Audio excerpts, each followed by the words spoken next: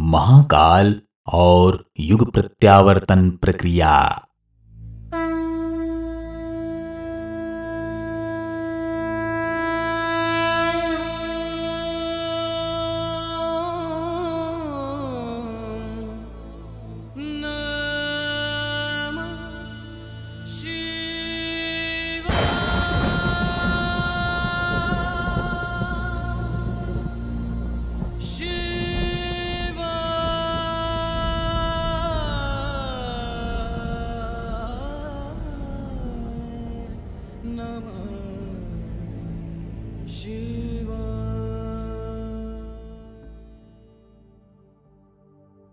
आगामी कुछ ही वर्षों में संसार में एक भयानक उथल-पुथल होने जा रही है।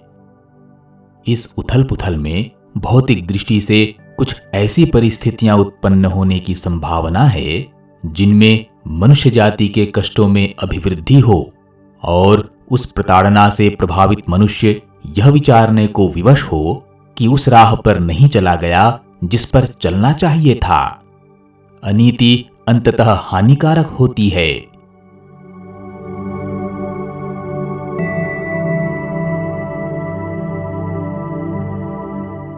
इतनी छोटी सी शिक्षा यदि लोग स्मरण रख सके और अपना सके होते तो प्रकृति को कुपित होकर अपना रुद्र रूप धारण न करना पड़ता और असंख्यों को जो अगणित कष्ट भोगने के लिए बाध्य होना होता है उसकी आवश्यकता न पड़ती।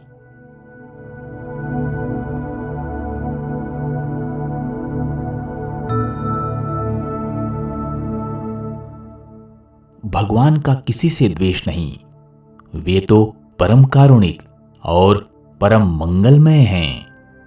इसी से तो उन्हें शिव शंकर कहते हैं। भोला भी उन्हीं का नाम है। भोला का अर्थ है सरल, सौम्य, सज्जन।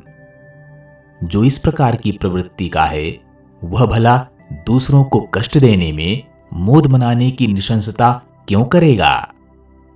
विवशता ही इसके लिए उन्हें बाध्य कर देती है। मनुष्य जब अत्यधिक दुराग्रही, अहंकारी और ढीठ हो जाता है, सज्जनता की रीति नीति को बेतरह तोड़ता है और दुष्टता पर उद्धतता पूर्वक उतारू हो जाता है, तभी उन्हें ऐसा कुछ करना पड़ता है जो कष्टकर और भयंकर दिखे।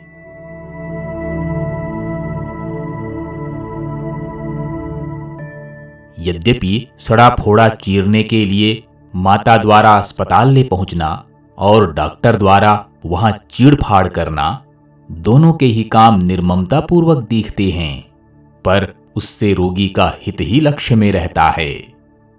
दोनों ही यह चाहते हैं कि कष्ट पीड़ित का कष्ट मिटे और वह रोज रोज की व्यथा वेदना से मुक्ति पाकर सुख शांति का जीवन बिताए, भले ही कुछ क्षण इसके लिए उसे कष्ट उठाना पड़े।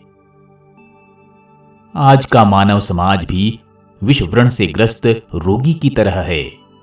उसके कल्याण का इन परिस्थितियों में यही मार्ग दिखता है कि फोड़ा चीर दिया जाए ताकि सड़ा मवाद जो हर समय वेदना उत्पन्न करता है निकलकर दूर हो जाए।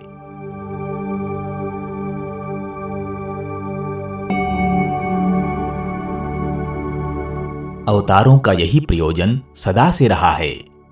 वे इस प्रकार की हलचल पैदा करते आ रहे हैं जिससे अशांति का अंत होकर शांति की स्थापना हो।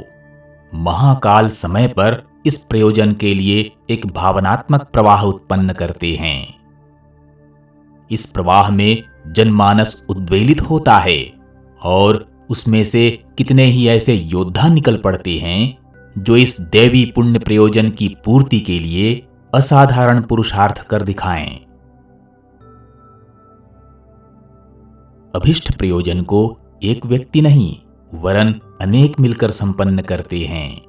भले ही उस अभियान के नेताओं में से किसी एक को विशेष ख्याति मिल जाए, पर वस्तुतः होता वह भावनात्मक प्रवाह ही है जो सहज ही अनेक साथी सहयोगी बनाकर खड़े कर देता है और कष्ट साध्य दिखने वाली परिवर्तन प्रक्रिया देखते देखते सरल हो जाती है।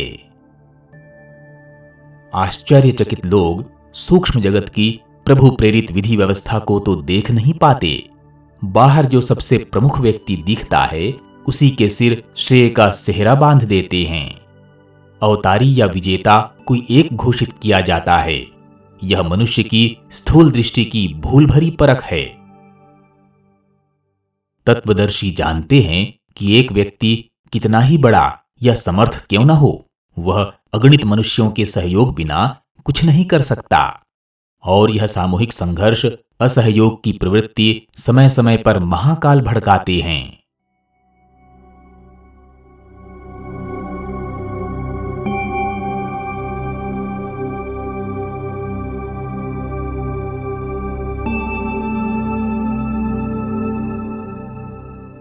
वे निराकार हैं, इसलिए उनका कार्यक्षेत्र भी सूक्ष्म जगत ही होता है।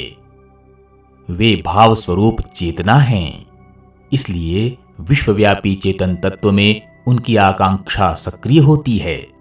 उसकी स्फुरना से प्रबुद्ध व्यक्ति बड़े बड़े काम करने लगते हैं।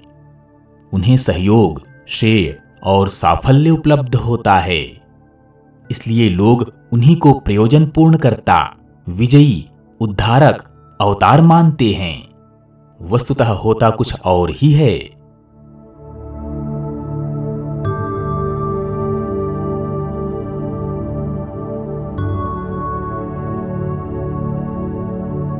इन कठपुतलियों को नचाने वाला सूत्रधार पर्दे के पीछे छिपा बैठा रहता है। उसे चमड़े की आंखें देख कहां पाती हैं। युग ऋषि वेद मूर्ति तपोनिष्ठ पंडित श्री राम शर्मा आचार्य। महाकाल और युग प्रत्यावर्तन प्रक्रिया, पृष्ठ क्रमांक 28, 29 एवं 30। इमं हि नित्यमेव मुक्तमुत्तमोत्तमं स्तवं पठन् स्मरन् ब्रुवन् नरो विशुद्धिमेति सन्ततम्। हरे गुरौ सुभक्तिमाशु याति नान्यथा गतिं विमोहनं हि देहिनां सुशङ्करस्य चिन्विम्।